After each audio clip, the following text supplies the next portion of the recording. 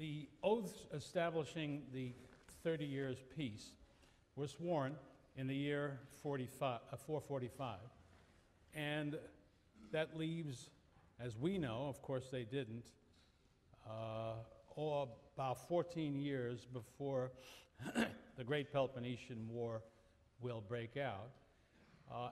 Although we only know a little bit about the events between the two wars, what we do know, I think, is interesting, although not easy to interpret, evidence about the character of that peace which we've been talking about.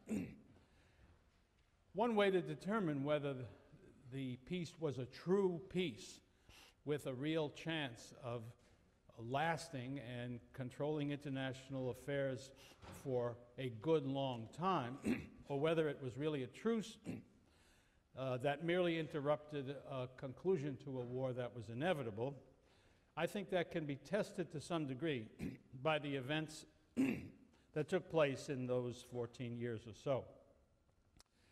I think one critical question, of course, is quite apart from the objective elements of the peace, maybe more important than those are the intentions of the two sides. And I think it is possible to arrive at some sense of what those intentions were.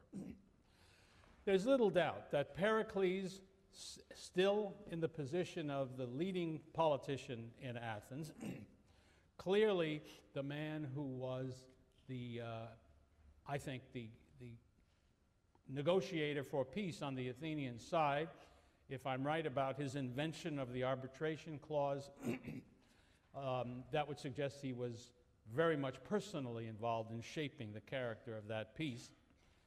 It seems plain that he really was sincerely committed to a policy of preserving peace for the future, for as far as it could possibly go.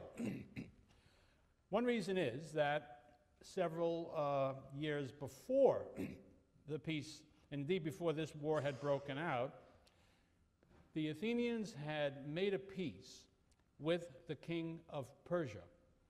The negotiator on the Athenian side was a man named Callias, and so it goes down in the books as the Peace of Callias. This is about as debated a subject as there is in the history of ancient Greece. Was there really a Peace of Callias or not? Was it a formal peace or not? Even in ancient times, some writers question whether this was a historical fact.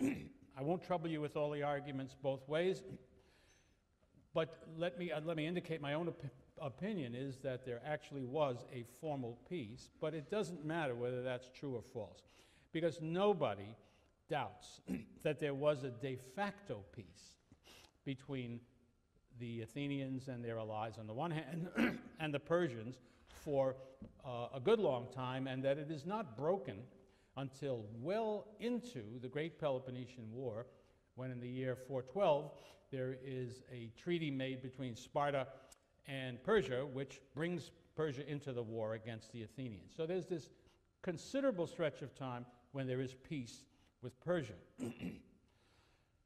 Now, about the same time, roughly the traditional date for Peace of Callias is 449, and about the same time, we are told only by Plutarch, so some scholars have questioned the historicity of this too, that Pericles called for a great Pan Hellenic Congress to discuss a variety of questions, but one of them was, how shall we keep the promises we made after the Persian War to rebuild the temples to the gods that had been destroyed by the Persians in that war?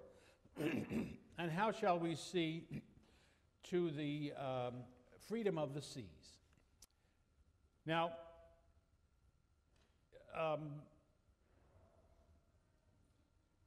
the question, of course, the temples of the gods that had been destroyed in the Persian War were essentially all in Attica, so that here was an occasion where the Athenians were apparently hoping to bring all the Greeks into the picture to help pay the costs of restoring those temples. it was Athenians who would benefit from it most. But also, maintaining the freedom of the seas meant providing for a fleet that would keep the Persians out and keep pirates out and so on. The Athenians obviously had that fleet.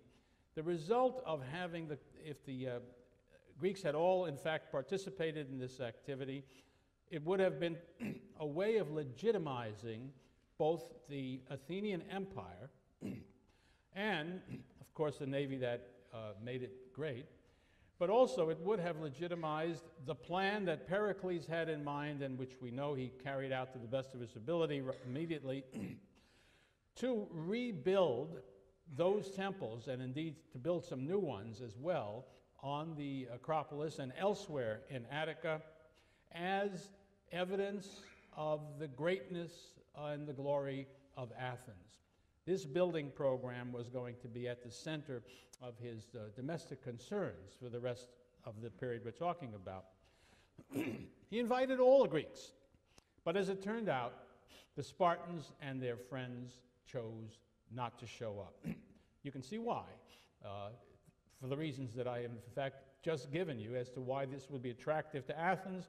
That's why it would not be attractive to Sparta. There is some debate.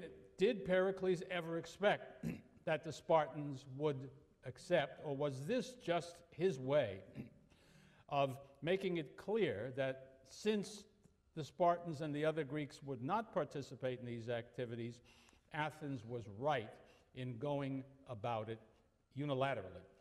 One of the things that it would do, if the Athenians were now to say, well, when the Spartans didn't show up and their allies didn't show up, they said, if they won't keep their promises to the gods, we will. That provides justification for building the first of the great temples he was going to put up on the Acropolis, the Parthenon, which was going to be the great marvel of the Greek world thereafter, and which was going to be very expensive, and which he was going to use league money for. This would legitimize it, he hoped, and it would be an argument for doing that. As for the claim that they needed to preserve the freedom of the seas, that would be give legitimacy to the existence of the Athenian, of the great fleet of the League, which was paid for by League money. In other words, it would give legitimacy to the Athenian Empire. No doubt he thought that was necessary, because having made that's why I like the idea that he did make a formal peace with the Persians, but in either case, with it being obvious that there would be no more attacks on the Persians, and that the Persians were out and that they were not a threat anymore, why should the allies contribute their ships and money? And by the way, by this time, most of them were not contributing money, and the Athenians were manning all of the fleet. Why should this continue if the war with the Persians was over? Pericles never imagined that the Athenians would give up their fleet, their empire, the tribute that supported all of that. So he needed to have a reason for doing that. And so my view, and that of many other scholars, is that the Congress decree, as it is called, certainly had that as a motive. Was he serious? What would he have done if the Spartans had said, sure, we'll do that? I think he expected that they wouldn't, but he was prepared to have them do that, because if they would contribute the money, presumably, that was necessary, and they would also grant legitimacy to what the Athenians were doing with their navy at sea. And of course, it would be a wonderful situation, because it would create a kind of a unity between the two that would help keep war away. And Pericles' plan for using all of that money from the treasury for his building program required peace. If the Athenians were going to be at war, that money would not be available. So for all of these reasons, he did what he did. My guess is he anticipated the likely outcome, and but it doesn't mean that he was unprepared to deal with the situation if it had been otherwise. There, I think, we see the first bit of evidence that leads to my opinion that Pericles was very sincere about preserving the the 30 Years' Peace, that he saw that and hoped it would be the instrument by which there would be, you know, who can talk about perpetual peace, but at least peace for the foreseeable future. Another event that, a much debated one, that casts some light on what's going on, occurs in the year 443. In that year, the Athenians agreed to help establish a colony in southern Italy at a place that they called Thurii.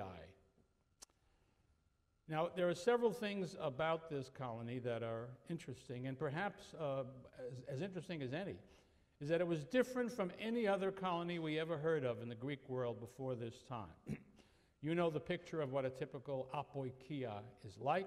It is the colony of a city, and that city is its mother city, and you know all about those relationships. There were rare occasions where a couple of cities might get together and jointly be the mother cities of a town, but that's all. This colony was established from the first as a Pan Hellenic colony. In other words, it was not an Athenian colony, even though the Athenians took the lead in establishing the colony, even though the Athenians appointed the critical players in establishing the colony. The founder, the oikos, was an Athenian. Pericles sent along the leading seer, the leading religious figure in all of Athens to be helpful in the founding of that city. Herodotus, a good friend of Pericles, who also, of course, was the father of history, went out there presumably to be the historian of the new city. What's the name? Hippodamus, the great city planner of the 5th century BC, who was famous. You might not think this is such a big deal, but it is. He applied simply right-angled streets in founding the new city, when, of course, all the old cities had been founded, as I described Athens itself, with streets that just developed out of old cow paths that just wound all over the place. So the modern grid structure was the work of Hippodamus. All of these guys were friends and associates, part of the brains trust, you might say, of Athens under Pericles, and these guys went out and established the colony of Thurii. All of these elements are interesting. Why a Pan Hellenic colony? Well, for one thing, I should point out too that Pericles had seen to it that the membership of the colony consisted of people from a variety of places. And it's interesting to point out that although the Athenians had the greatest single number of people in this new colony, when that colony's constitution was drawn up, I forgot, what's the name of the sophist? Protagoras laid out the constitution for this new city. Again, he was a friend of Pericles. It was divided up into 10 tribes, just like Athens. It was a democracy. The constitution was very much influenced by the Athenian model. And as I say, one of the 10 tribes, and remember, the 10 tribes have to be equal in order for them to present the necessary regiments in the army. Only 1/10 of the people were Athenians, even though there were more Athenians than anybody else. But there were several tribes made up of Peloponnesians, not from one particular city, but all from the Peloponnesus. I make those points because I want to make it clear that if you just look at the percentage of the population occupied by Athenians, it will not allow them to dominate the city. This really is a Pan Hellenic colony. Why?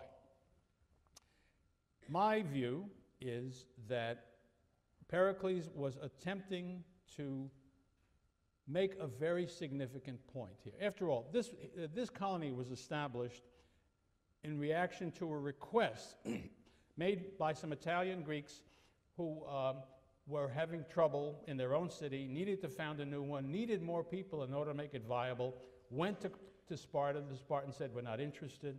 Went to Athens, and the Athenians said, yes, we'll help you do this. Now, the Athenians could have said no, or they could have done the normal thing if they wanted to say yes, make it an Athenian colony. Why did they come up with this brand new idea that nobody had ever seen? In my view, it was because Pericles was glad to have an opportunity to demonstrate something about Athens' intentions now and in the future. That was the best way to advertise the fact that the Athenians were not interested in expanding their power out to the west. Because if they had been, they would have made it an Athenian colony. Other scholars have taken the opposite view and think it is a sign of Athenian imperial interest, which would have said practically the day after the treaty was signed, Pericles and the Athenians were already violating the spirit of that treaty. But I think that is easily demonstrated to be wrong. All we have to do, well, first of all, what I've done already, is to look at the internal character of the state, and you want to argue that is not the way to start an imperial venture in the West. Set up a colony that's not your colony and that has only got 1/10 of its population being Athenian. But other evidence, I think, makes it all the clearer. Only a year after the foundation of the city, it went to war against a neighboring town, the town of Taras, which became the Roman town of Tarentum, modern Taranto. Taras was one of the only Spartan colonies. So here you have a Spartan colony fighting against an Thurii, whatever that is.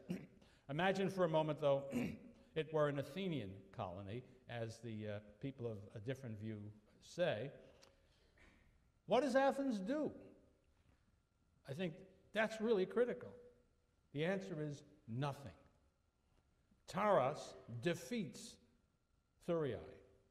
Then, to rub it in, they take some of the spoils of victory and place them at Olympia, where the games are held, where all the Greeks can come and see, in which they boast about their victory over Thurii. What do the Athenians do about all this? Nothing.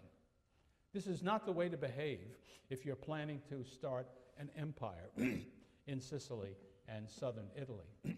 So I think that's a very serious blow to the theory of imperialism out there. And then, a few years down the road, we get to the year 430-430. The crisis which will produce the Great Peloponnesian War has already begun. So everybody is looking ahead to the coming war between Athens and Sparta. At that time, there is a big argument breaks out within Thurii. Whose colony are we?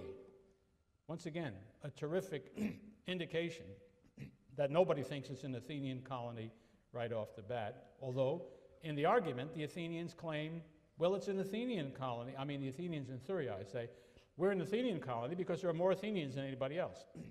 Whereupon the Peloponnesians say, yes, there are more Athenians than anybody else, but there are more Peloponnesians than there are Athenians. So we are a Peloponnesian colony, we are a Spartan colony. Well, they couldn't agree. And so they came to the decision that they would allow Apollo, through his oracle at Delphi, to decide. Well, that's an interesting thing, too. Who does the oracle at Delphi lean towards? We've had very clear evidence of it in the 440s. They are pro-Spartan. The Spartans have been the defenders of the priests as against the Phocians from the outside. There's every reason to believe a decision made by the priests of Apollo will favor Sparta, and that's not what happens, though. But the priest says, you are not an Athenian colony, you're not a Spartan colony, you are my colony, says Apollo. Very nice way out of the fix. But one thing they're not is an Athenian colony. Now, what do those imperialist Athenians do about it? Nothing. To my mind, that absolutely undercuts any claim that Athenian imperialism in the West explains what's going on out there. But what's going on out there altogether? Why did he establish it at all? Why did he establish it in the way that he did, and why did he react or not react in the way that he did?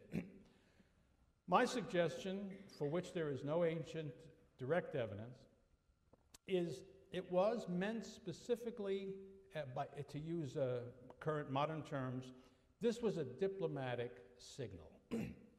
Pericles wanted the rest of the world, and most especially the Spartans and their Peloponnesian allies, to know that Athens did not have ambitions of expanding their empire onto the mainland or out west. I think what was understood by the 30 Years' Peace is the Athenian Empire as it exists in the in the Aegean and its front boundaries, and to the east in the direction of Persia. That's the Athenian sphere of influence, again, to use a modern term. Everything to the west of that, the Athenians are going to stay out of and leave alone. And my view is Pericles delivered that message in his behavior in concerning Thurii. And he would have known, I believe, that the number one state who would be concerned about what was happening out west would be Corinth, because the Corinthian chain of colonies and the Corinthian major area of commerce was in the west. Italy, Sicily, and such. And so it was the Corinthians, I think, to whom he meant to send this message. And in a little while, we'll see how that works out, whether it worked or it did not. But it seems to me that is the only way to understand these events that I have been putting together. But having said that, I remind you that other scholars don't understand it that way. This takes us to the year 440, when another critical event tests the peace. The island of Samos has been an oligarchic regime. It has been one of the biggest states in the empire. It has been autonomous. That is to say, it has its own fleet, its own government, which is, again, oligarchic, not democratic, the way most of the states are when the Athenians conquer them. And in that state, there is a rebellion. It comes about because of a quarrel between the Samians, an island, I remind you, very close to the coast of Asia Minor, and the town of Miletus, that famous city of philosophers, which is just across from Samos. And in between the two, on the mainland, is a very small town called Priene, and each one of these states claims Priene. So it's a classic quarrel between Greek polis about territory that's between them. Now, this presents a very special problem for the Athenians when you think about it. On the one hand, the Athenians hardly want to get into a fight with Samos, an island of great power and importance with whom they have been associated for a very long time.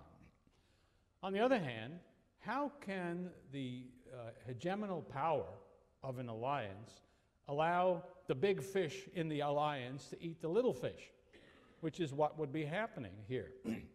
That is unacceptable if you're going to have a proper hegemonal relationship with these folks.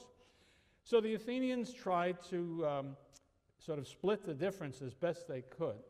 They offered to serve as arbitrators in this dispute, and thereby to avoid war. Samos would not hear of it. The Samians, of course, expected to beat Miletus, and they would have done that. They were, in the process of doing what they were doing, asserting true autonomy, as against the Athenian version of it in the past. But the Athenians couldn't permit that. It's again one of these confrontations in which each side, from its own perspective, has right on its side, but these two concepts of right are inevitably in conflict and problems occur. Well, the Athenians, when they are told that the Samians are turning down the arbitrators and they're fighting against the Milesians, Pericles immediately puts a fleet together and sails across the sea and puts down the rebellion by force. And then he takes the steps that the Athenians have typically taken against rebellious states over the last decades. That is, he establishes a democracy, put an end to the previous regime. He takes hostages from the rebellious aristocrats or oligarchs and settles them on a nearby island to be sure that these people will behave.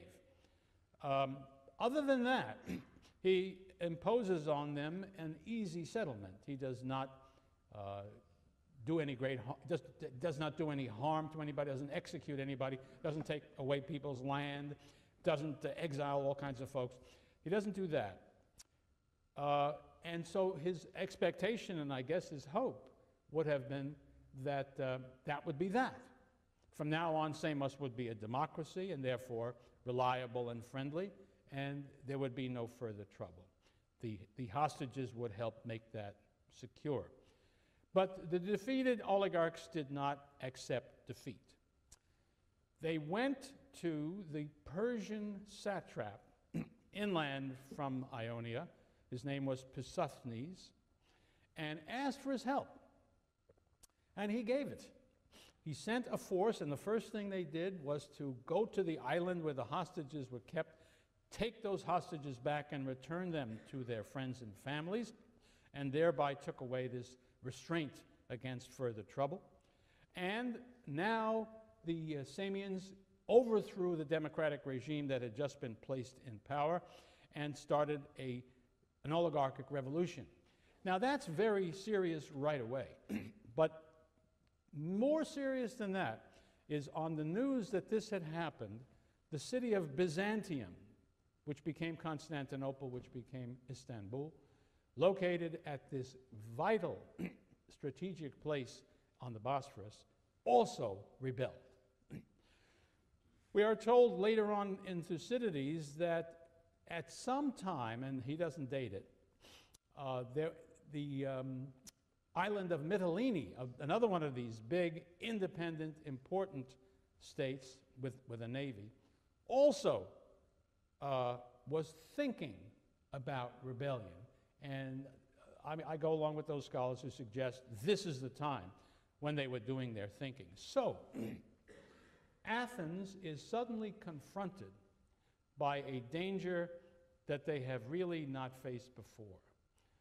On the one hand, their empire may be in general rebellion soon if this thing spreads. Secondly, the Persians have actually taken an aggressive step against the Athenian Empire by assisting the Samians in their rebellion. Now, we don't know, and the Athenians couldn't know, whether Pisosthenes had acted in accordance with the instructions of the great king, or at least the wishes of the great king, or he was just running an independent operation. The first would be a very, very serious problem indeed. It would mean a major threat from Persia. The second would still be moderately serious. I think we can't be sure because there was no time for Pisosthenes to consult the king, and everything is happening bang, bang, bang, and it takes months to get to a message back to Susa, where the great king lives. So it's in the first instance, Pisosthenes is certainly acting on his own. The question is, does he really know how the king will react or not? We can only guess about that. But here we go. There are two parts of the Trinity that will mean disaster for Athens. If we look ahead to the Peloponnesian War and examine what was it that defeated Athens and put an end to their empire, it was the combination of rebellion in the empire, assistance to the rebellions by the Persians, and the third critical step, of course, was that the Spartans were also in the war and ready to, and in fact they did, invade Attica and fight against the Athenians on land. And it's that third critical element that is decisive right now here in 440. The Spartans call a meeting of the Peloponnesian League to discuss the question of should we make war on the Athenians at this time? And that would consist of invading Attica. And had they done so, we would have had, as I say, what was necessary to defeat Athens in the Great War. Now we know later on, when the final crisis in 432 and 431, 433 actually is when the speech I'm referring to takes place, a critical part of the story of bringing on that war was the attitude of the Corinthians. As we shall see, the Corinthians in 430, starting in 433 at least, began agitating for war. And their agitation, I will argue, played a critical role in bringing the Spartans to fight. What do they do now? On that occasion, when they were on the brink of war, the Corinthians went to Athens and tried to argue the Athenians out of taking steps that the Corinthians thought would push the war into reality. And they said this: why, when the Samians revolted from you and the other Peloponnesians were divided in their votes on the question of aiding them, we on our part did not vote against you. On the contrary, we openly maintained that each one should discipline his own allies without interference. Now, that's critical. What they're saying is there would have been an agreement to go and attack Athens. We stopped it, was their assertion. Now, that statement cannot be a simple outright lie, because the Athenians and everybody else in the Greek world by now would have known what happened in that meeting. Possibly they're exaggerating their role, but what they cannot be doing is misrepresenting the position they took against the war with Sparta. My question is, why were the Corinthians, who were so annoyed by the Athenians, remember, it was the Athenian alliance with Megara against Corinth in about 461, 460, that started the First Peloponnesian War, and as Thucydides tells us, was the source of the hatred of the Corinthians for the Athenians. And yet here we are in 440, and they are making a critical position against the war. My answer to that question is Thurii. I believe that when Pericles and the Athenians sent that diplomatic message, the Corinthians received it, thought they understood it, and it changed their policies. So long as the Athenians stayed out of their bailiwick, they were prepared to preserve the peace. So I think that's a very important story if you agree with that analogy. Peace was very rigorously tested in 440. And peace won out over a tremendous temptation to go to war. That leads me to believe that peace was possible. And I would argue still further that having passed this great crisis, having passed this test, chances of peace were better than ever. Because the two sides had acquired reason to trust the other, to behave by the rules as they had been established. There is one small point, but which turns out not to be so small, which I'll come back to, which is the Corinthians' interpretation of precisely what that peace meant, I think will turn out to be not exactly what the Athenians thought that it meant, and that would be serious when we get down to the final crisis. But in 440, my assertion is the Samian rebellion demonstrates that war is still not necessary. What has been established in the minds of both sides, this I think is perfectly clear, is what we would call in the modern world a balance of power in which the two sides recognize the other really as equals, where each has established a sphere of influence out of which the other is to stay, and that this is satisfactory. The Spartans, you know, the issue about the Spartans and the argument about their behavior at this time comes down to this. One scholar wants to emphasize the fact that the Spartans even thought about going to war against the Athenians. And if that hadn't been true, there never would have been a meeting of the Peloponnesian League. That's true. He takes their decision to call the League as evidence that they had decided to go to war and were talked out of it by the Corinthians and their allies. That's not the way I see it. I think that the Spartans in 440 were in the same position they were in, or I will argue they were in, at the beginning of the Peloponnesian War, divided, uncertain. The more aggressive Spartans were tempted by the terrific opportunity the Samian War presented. The more conservative and traditional Spartans were reluctant to start another big war against the Athenians. And the Hawks had enough power to compel them to consult their allies, but how their allies reacted was going to be decisive.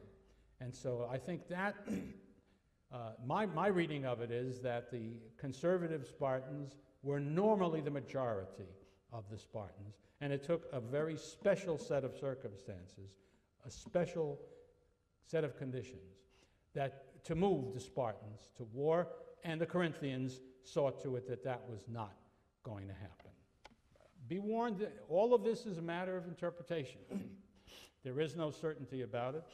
And Thucydides himself, who I think, and most people would agree, thinks that the war was going to come anyway, regardless.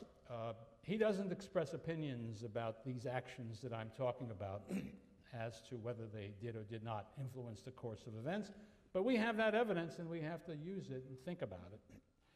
My conclusion then is after the Athenians are now free to put down the rebellions at Samos and at Byzantium to restore their empire, and they will use the remaining years before the final crisis to strengthen their control of the Aegean Sea and of their empire in the east. Again, some scholars who think the war inevitable will say this strengthening of the empire was in fact itself a growth of Athenian power, and that seems to me to be a great stretch of the understanding of that word. What it is a consolidation of what they already have, and there's no evidence that these actions that I'm talking about frighten the Spartans or upset them. And that's worth a lot, because we hear plenty of complaints about what the Athenians are doing in the final crisis, but nobody makes any reference to these events that some scholars think show Athenian growth. So, there we are. Again, a crisis has been overcome. My argument is no reason in the world why the two sides should fight each other in the absence of some new thing that changes circumstances. That brings us down precisely to the final crisis. So I've been telling you the war is not inevitable, so now I have to tell you, why did it happen? And that's what I'll try to do. It starts where Thucydides, of course, shrewdly begins the story, having told you the story of how Athens came to be an empire, how Athens and Sparta came to divide Greece between them in that first portion of his history in Book 1. We get to what I think is chapter 24 in the first book, where he suddenly moves to where the crisis begins.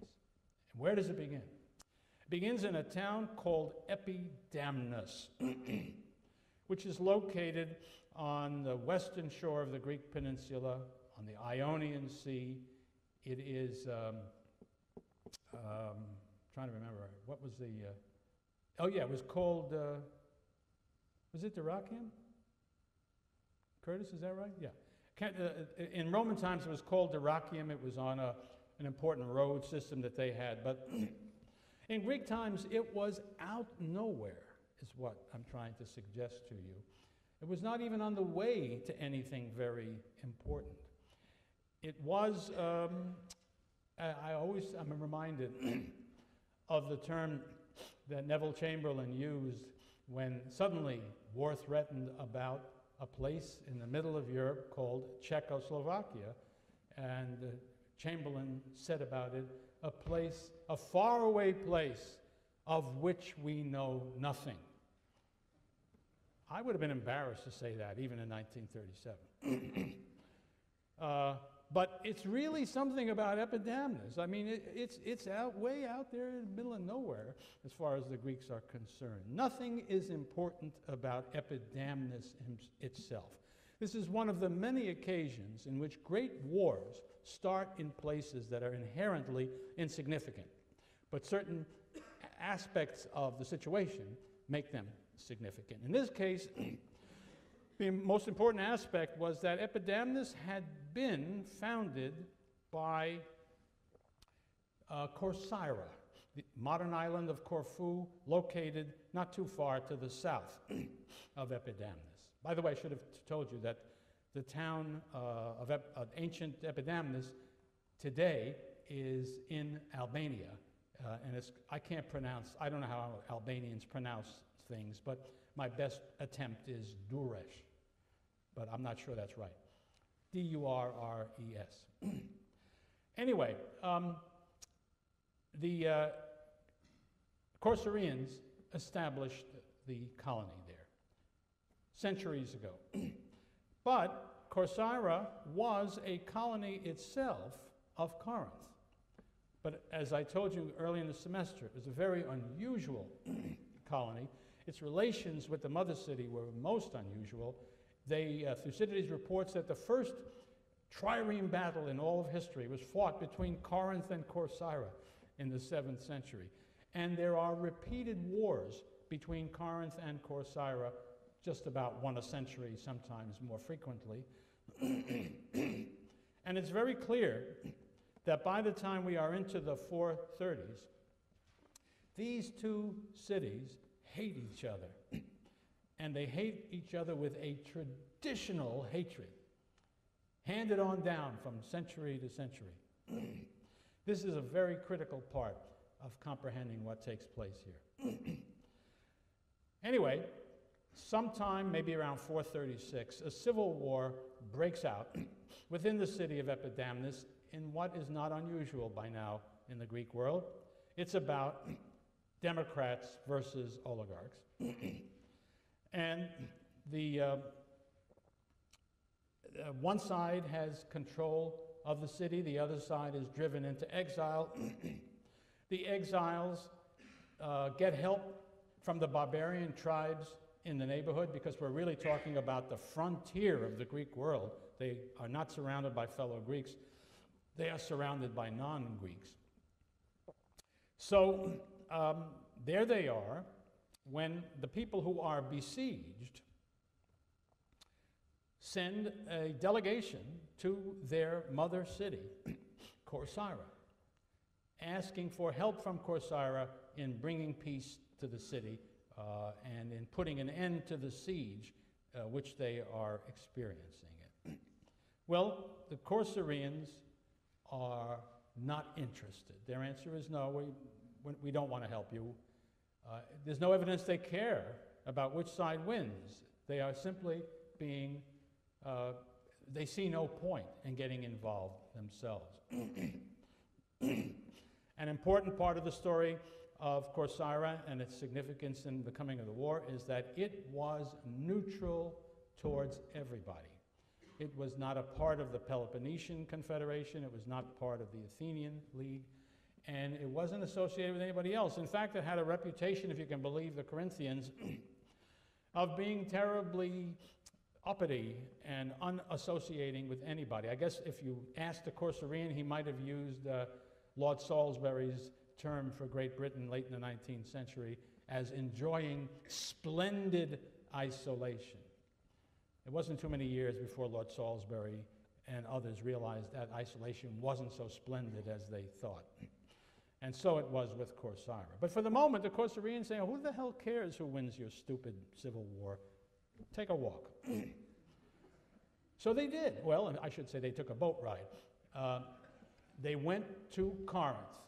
Now, this demonstrates an incredibly important principle of human behavior.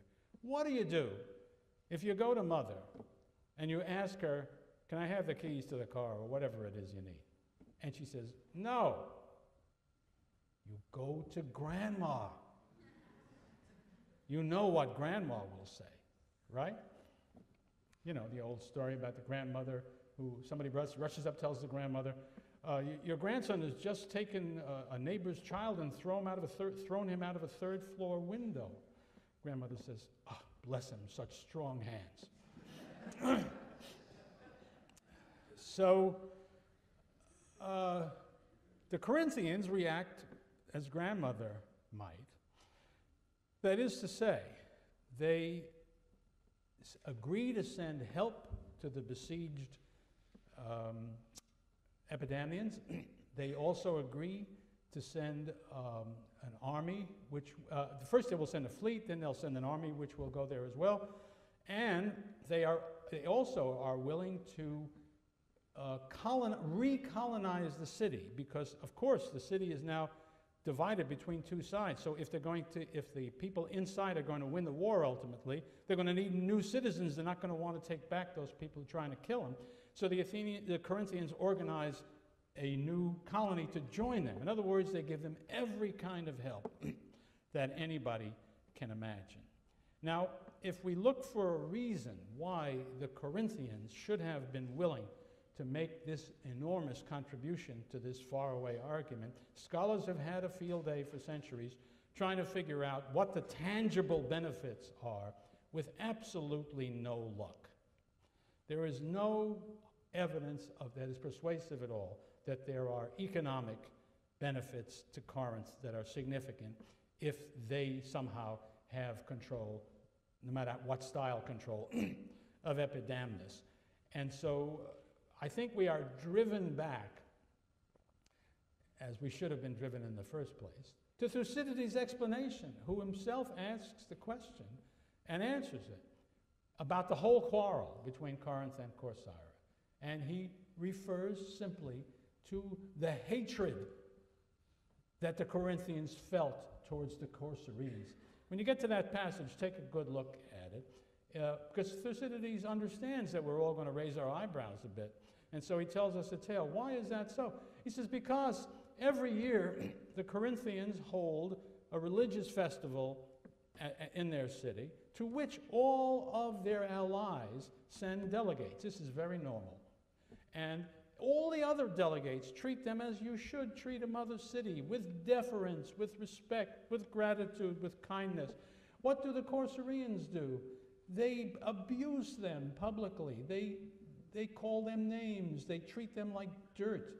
They insult them in front of all of in front of the family, so to speak. And therefore, the Corinthians hate them. And out of this furious dislike, that is what their actions are about. This has made scholars in the modern world very nervous. They understand that there are only two things that make people fight one another. That's pretty much what they used to say, now that I think of it. And many of them still do in the face of what we see in the world today. One is money, that is economic gain. We can thank Marx for that, and for a whole century or more, people couldn't understand that people ever do anything for any reason except for monetary gain. There isn't anything in this to explain it. It just won't do. Scholars have failed in attempting to show how that might be true. The other has to do with power. The relationships, if you have this state on your side, it will give the balance of power to you and so on. But the truth of the matter is, the Epidamnus is essentially irrelevant to the ordinary struggles of power between these two states, Corinth and Corcyra. Corcyra won't be poorer, won't be weaker if the Corinthians have Epidamnus, nor is there some kind of a tremendous strategic edge if you can launch your attack from Epidamnus rather than from someplace else. No, there's no reason to doubt Thucydides about this. This is about honor, and it's about dishonor. Now, does that sound very remote? Who cares about honor in the 20th century, 21st century? What kind of nonsense is this? I will tell you that you and everybody around you and everything you see in the world today is motivated more frequently, especially conflict, but other things too. The way you lead your life is influenced more by considerations of honor than of anything else. And let me put it in the way that's most helpful in this context. It's really the negative that's important. More important than honor is dishonor. People hate to be dishonored. They hate, there is a wonderful slang word that now tells the story. It wasn't available when I was a kid. The thing was available, but the word wasn't available. If I say to you, he dissed me, do you know what I mean? Do you think there's a danger to your teeth if you dissed the wrong guy? Do you doubt that that sort of thing motivates individual people constantly? And I can show you, and I've already shown the world, that it motivates nations constantly today, not only 20 years ago or 500 years ago or 2,000 years ago. That's what Thucydides is showing us here. This is a very important permanent truth. This is why Thucydides is so superior to modern political scientists studying international relations. They don't understand these things, and Thucydides did. So that, I think, is what is happening. And when it becomes clear to Corcyra that Corinth is involved, that they are looking for a fight, and that they have dishonored Corcyra by taking over one of their colonies, the Corcyrians are, on the one hand, angered, but on the other hand, they're frightened. Because Corinth is a great, powerful state, and more important than that, Corinth is one of the most significant allies of Sparta. If the Corinthians are giving us grief, the Corcyrians could think this is a prelude to having the Peloponnesian League come after us, and that is not something you want to happen. So the Corcyrians ask for a conference with the Corinthians. And they come and say, let us find a way to make peace over this issue. Let's see how we can negotiate a peace. The Corinthians are adamant. They say, you want peace? This is what you got to do. You have got to withdraw your forces from the city. Here you are besieging the city. And let me see. Yeah, they're right. Because the Corcyrians have come with their fleet. They have defeated the, you know, I always get this so backwards. Let me see if I've got this right. What are the Corcyrians doing? Curtis, are they on the side of the guys inside or outside? Do you remember? They're on the inside. The guys that are in power. Yeah, that's right. But they have now, their armies are in the field and their navy is at sea against the opposition to the folks who are inside the city. And so the Corinthians say, you are fighting these people and you're asking us to talk peace while you're fighting these people. You withdraw your people and then we'll talk peace. Well, of course, that would give the advantage to the other side. And the Corcyrians said, no way, and said, tell you what, we'll withdraw our people if you withdraw your people. The Corinthians said, no way. I think what comes out of this back and forth is important. It is that the Corcyrians are not looking to expand this fight. They want to end it, not because they're peaceful and lovable fellows, but because they're afraid of where this thing will go. We are now dealing with another term that came into fruition in the 20th century. Escalation is what these guys are afraid of. We've got this little fight going on here, but next thing you know, we may find the Peloponnesian League involved. But the Corinthians clearly aren't worried about that, and that's going to be a point we have to cope with. They,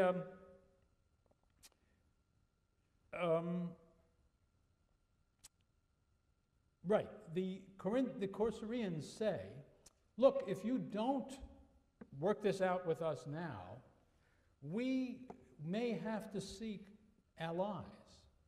Other allies besides those we already have. Well, Thucydides has told us they don't have any other allies. But who are these allies that they're going to seek? That's a real question. Somebody tell me. Athens, of course. I wanted you to tell me because I want to emphasize how obvious it is. Nobody could have missed the signal. This is a threat. We know you Corinthians are playing as tough as you are because you're counting on the Spartans to assist you. Well, if you do, we will ask the Athenians to help us. And then what? And so the situation goes forward. The Corinthians are not bluffed, if it was really a bluff, and on they go. But I should point out that at this meeting, the Corcyraeans said they were willing to submit this quarrel to arbitration. I remind you again, not mediation, to turn it over to a third party and have them settle the question. The Corinthians turned that down.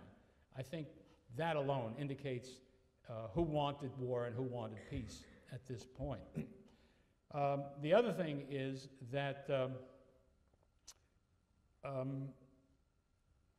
it should be remembered that the 30 Years' Peace provided that neutrals were free to join either side that had signed the 30 Years' Peace, so that when they were implying and threatening an alliance with Athens, they understood that the Athenians were free to accept them into the alliance without breaking the 30 Years' Peace.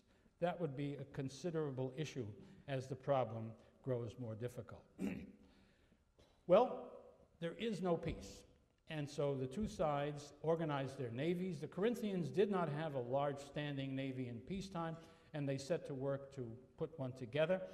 In 435, there is the Battle of Leukimne, which takes place between the Corinthians and the Corcyraeans, and the Corcyraeans win.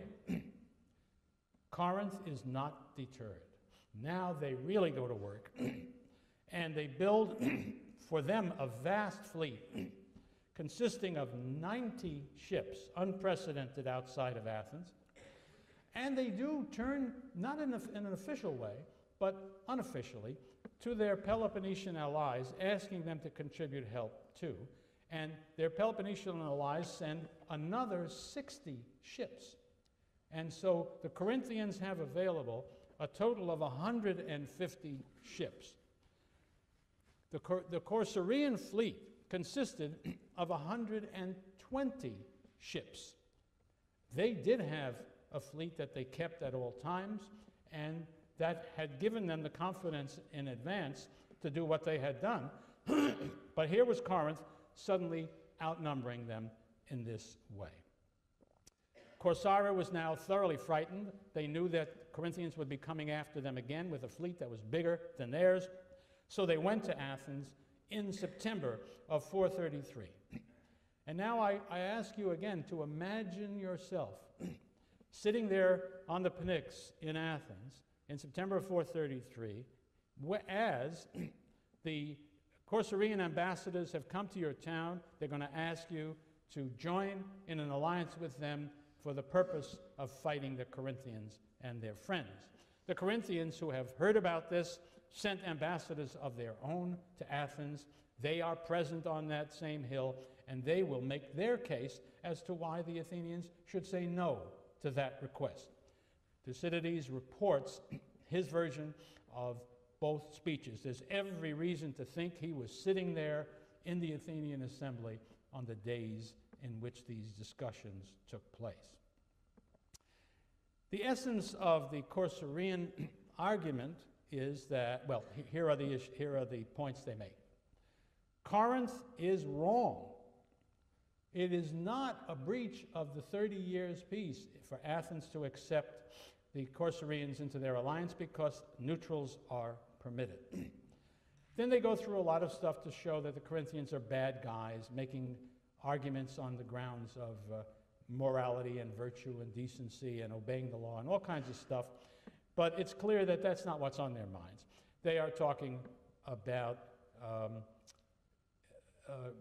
basically, they try to convince the Athenians on the grounds of the significance of their decision for the balance of power, and essentially the balance of naval power in the Greek world. In passing, they make the point that Corcyra is very well situated for a naval, or for a sea voyage to Sicily and Italy, where the Athenians and others are always wanting to go, so you want to be on our side. That's not really a very potent argument, because no town, no polis shuts its ports to any other polis except in wartime. So it's only, when they mention it, they only have to be talking about why it's valuable to be allied with Corcyra. Because, and this is their most powerful underlying argument, there's going to be a war. Don't kid yourself, Athenians, is what they're saying. And when that war comes, you're going to want to be us, you're going to want to have us on your side, in part because of our convenience, our strategic location. On the other hand, more powerful is the fact we have 120 ships. If those 120, if we lose, if you let the Corinthians beat us, our ships will fall into their hands, and then they will have a much mightier fleet than even the one they have put together. And now your unquestioned dominance of the sea will be challenged. That's what's at issue. And don't imagine that this is just anybody's imagination. This is going to happen. The war is coming. An enormous amount of what's happening here has to do with your perception of whether war is now inevitable, and whether by restraint you can preserve the peace. That's the problem that the Athenians face. It's a terribly interesting one, because it happens so very often on the brinks of wars, when that's the issue that determines what people will do and how they react. If they don't think that taking a certain action, if they don't think the war is coming anyway, they may very well decide to refrain from an action that might provoke a war. If, on the other hand, they think war is coming, they feel that it's too dangerous not to make our capacity to win the war more likely. And so they may well take a step which makes the war more likely. And they're both gambles. Nobody knows for sure, one way or another. You have to make an estimate, and that's always the way it is. Unless you are simply an aggressive state and all you want to do is conquer and you don't care about anything else, you're always trying to figure out, will it be safer to fight or not to fight? Will it be safer to try to make a concession, or will that make it more dangerous? Those are always the issues, always the problems. One of the great imbecilities that I discover all through my life as people contemplate going to war at different times in our time is the quiet assumption, unquestioned, unexamined, that restraint, the failure to take action, is safe. Taking action is dangerous. Whereas our experience, even in my lifetime, has demonstrated that's often wrong. Nothing could be clearer to me, and I think to most people who studied the subject, that not acting against Hitler as he took one step after another to rip up the piece of Europe was the most dangerous thing they could possibly do. Far more dangerous than confronting him as early as 1936 when he invaded the Rhineland. And that's not the only case of it. There's no simple rule. Sometimes it's wiser not to act, and sometimes it's wiser to act, but it's never clear which one is more likely to produce peace and safety. And that's what the Athenians had to wrestle with on that day. The Corinthians responded to the argument of the Corcyraeans, denying their picture of things. They said, in fact, if you sign up with the Corcyraeans now, you will be in violation of the 30 years peace. What they were saying, I guess, in the abstract was, don't worry about the letter of the law of the treaty, because that clearly permits an alliance. It's the spirit that counts. They said, surely nobody imagined that this decision would be made at a time when one of the people who are the neutral was asking you to join in was already at war with one of us. Surely nobody had that in mind. They're certainly right. Nobody did. The question is, on the legal point, my guess is the Athenians had the better of the argument. It says in black letter law, it says, you may take a neutral if the neutral asks you for an alliance. There's nothing that says, except that when that neutral is attacking us. It doesn't say that. On the other hand, who in his right mind could imagine it would be okay to do that? So that was one issue that the Corinthians spoke to.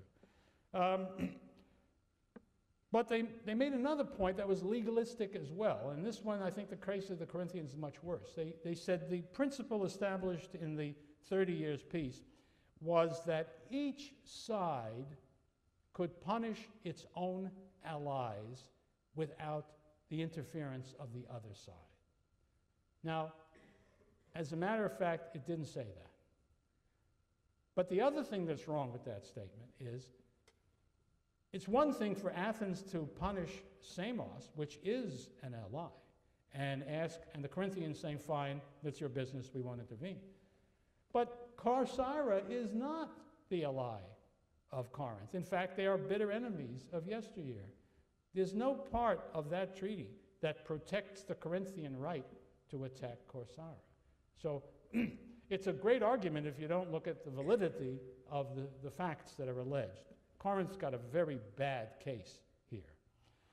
But their really important argument is this. The Corcyrians say the war is inevitable. Well, it isn't. The fact is, they tell the Athenians, if you were smart, the thing you would do would be to join us, and together we'll smash the Corcyrians, and then there's no more problem.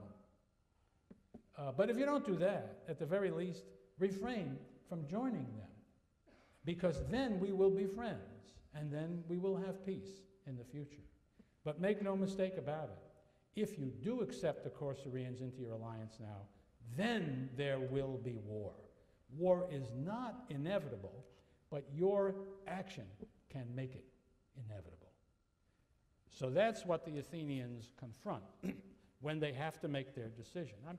The drama of this is so striking. I want to be sure you conceive of it. They are sitting there. Everything I've told you so far has been said on the same day. And now the Athenians start talking about what should we do. It's the same day. The people who are sitting on the Pnyx, if the day is clear, as they used to be in Athens just about every day, can look out across Attica to the north, and they can see that area into which the Spartan and Peloponnesian army will march and start destroying their farms 3 days from now, possibly, if a war starts. And who is going to be doing that fighting out there? We will. Those of us who are sitting here voting whether to go to war or not. I'm always struck by the immediacy and the significance of what these guys were doing. Somebody tell me this is not a democracy, please. So it is, of course, the same kind of thing they faced back in 461 when they had to decide whether to take Megara into the alliance again. There are significant differences, but the issue is very much the same. They can't be sure. Maybe if they back off and refuse the alliance, maybe that will be the end of the problem and they'll live happily ever after. On the other hand, if they're wrong about that and the Corinthians take over this fleet, suddenly they will find themselves vulnerable in a way they have not been since they put their empire together. I always find it illuminating to me anyway, and I hope to you as well, to make an analogy to Great Britain at the end of the 19th and the beginning of the 20th century. Great Britain at the beginning of the sort of the middle and after in the 19th century had the greatest navy in the world without question. It was the greatest power in the world. It had this enormous empire that it ruled. And its vulnerabilities were mainly against France and Russia, who were two imperial rivals in the areas that the British cared about most. And at a certain point, they decided to make their fleet to be the size of the next two fleets put together in order to feel secure in case a war broke out. And that's what they did.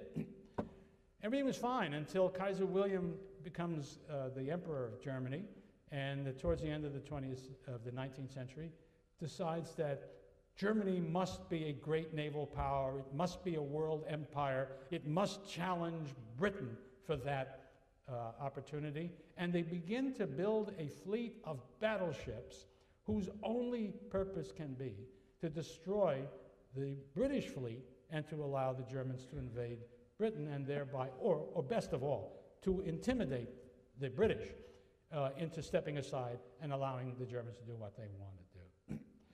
As soon as this becomes clear to the British, as soon as the Germans start building that fleet, it is not yet strong enough to defeat the British fleet. And the British enter into a naval race to see to it that they don't get to be big enough to take out the British fleet. But it's very costly. The British don't like it. They try to find every way they can. And what they do is completely flip their diplomacy, which has dominated their behavior for over 100 years. And they make an alliance with France and Russia to see to it that the Germans are checked and prevented from doing what they're planning to do. I think that does help to understand what the Athenians are doing. When you are, as in the case of Britain, an island state, as in the case of Athens, you might as well be an island state because you are dependent on imports for your food supply, and the command of the sea is essential for acquiring that. In such a case, it is not a light thing to permit a change in the naval balance of power, which may make you seriously vulnerable in case of war. The point I want to make is that the British didn't wait until the Germans had equaled their force.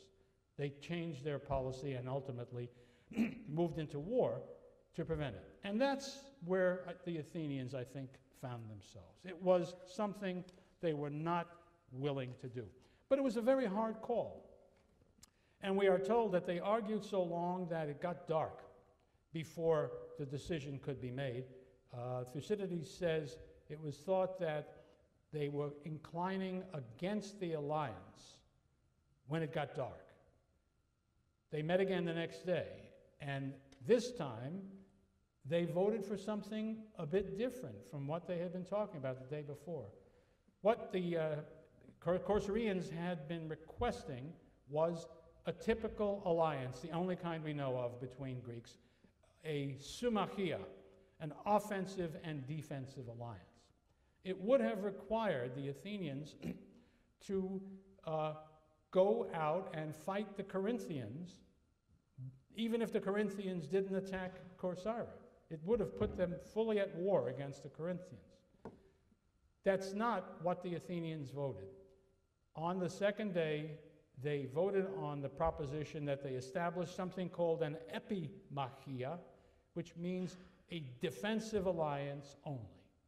They would only fight against an enemy if that enemy had attacked Corcyra and was in the process of landing on their territory. And so that's finally what the Athenians did. That was the vote they took. Once again, we have something unheard of before, a device which is in a way largely a diplomatic device, meant to have consequences on thinking rather than immediate military results. So I say it's got to be Pericles, but I feel better this time because Plutarch says it was Pericles, even though Thucydides doesn't say who made that proposal. It was clearly what Pericles wanted because he holds to it very, very firmly in both directions, both in terms of the limit that this puts on Athenian action, but on the determination to take that action no matter what. What I suggest to you is that we are going to be dealing from here on in. We've been dealing with, in a general way anyway, but now it's very clear. This is Pericles' policy. I assert it is a policy intended to keep the peace. And here again, we run into a problem in our own time in which sort of the normal reaction of people is if you want to keep the peace, what you want to do is to be a nice guy. What you want to do is to make concessions. You want not to frighten the potential enemy. You want to show that you have no ill will towards him. And then reason will prevail, and you can all have a nice chat and go off for tea. But of course, that's not the way it is at all. One way, always, that has been used by nations in the hope of keeping peace is through the opposite device of deterrence, where there isn't any hope of coming to a happy agreement, because if there had been, you wouldn't be in the spot you're in now. All you can do is try to indicate to your opponent that he will not achieve the goals he seeks if he launches a war against you. And so that requires that you be very strong, militarily strong, and strong in the way in which you negotiate. On the other hand, if that is your goal, deterrence, then you also want to be very careful not to behave in such a way that is too frightening, that indicates to your opponent that you are likely to defeat him if he allows you to be as strong as you would like to be. You want to avoid taking an action that will make him lose his rationality, that will make him so angry that he will forget about these questions of success and failure. He'll just say, I'm going to get that son of a gun. And that, I argue, is the policy that Pericles pursued. An attempt at deterrence and moderation at the same time. To frighten the opponent by his determination out of thinking they can do what they want without a danger of war, but also to avoid inflaming his anger. In the short run, what happens is that the Athenians send to assist their Corcyraean allies a fleet of only 10 triremes. This is inexplicable, in my view, except in terms of the strategy that I have suggested. What he's doing is sending really not a force, but a diplomatic message. He is telling the Corinthians, you have been counting on the fact that we would stay out of this. Well, you were wrong. We will not allow you to defeat the Corcyraean navy because we find that unacceptable and dangerous. So we're sending this force to help the Corcyraeans, not because we want to fight you, but because we want you to see that we're serious about this. Don't start the fight. Well, the Corinthians sail their fleet against Corcyra, and there follows a battle at sea called the Battle of Sybota. And Thucydides describes the battle itself. Very tough battle. The Athenians are, I'm sorry, I haven't told you one thing you need to know. The Athenians will line up at one end of the Corcyraean line with their 10 ships. The commanders of that fleet are determined as well. Those 10 ships are commanded by 3 generals. That's a lot of generals for 10 ships. But one of them, who is the chief figure there, is Lacedaemonius, the son of Cimon. Well, of course, he is clearly seen by everybody else as not one of Pericles' boys, not a stooge of Pericles. He's an independent, and what's his name mean? Mr. Spartan. Now, if the Athenians get drawn into that battle, and the command that we should do so is done by Lacedaemonius, then of course that will not have the effect of dividing the Athenians, but it will make it much harder to divide the Athenians. It will be much easier to say all Athenians, even those who have the kindest attitude towards Sparta, thought that this was a necessary step, which I think was aimed not at Corinthians so much. It was aimed, of course, at Athenian politics, but I think it was aimed at the Spartans too, because then if the Spartans were then asked by the Corinthians, so look what happened, come in and help us against the Athenians, they would have to face the fact that even Lacedaemonius thought this was necessary. It's the same game. All of these are cagey moves by Pericles to pursue his extremely complicated, tricky kind of strategy. And I see that I have run over my time. So I'll pick up the tale next time.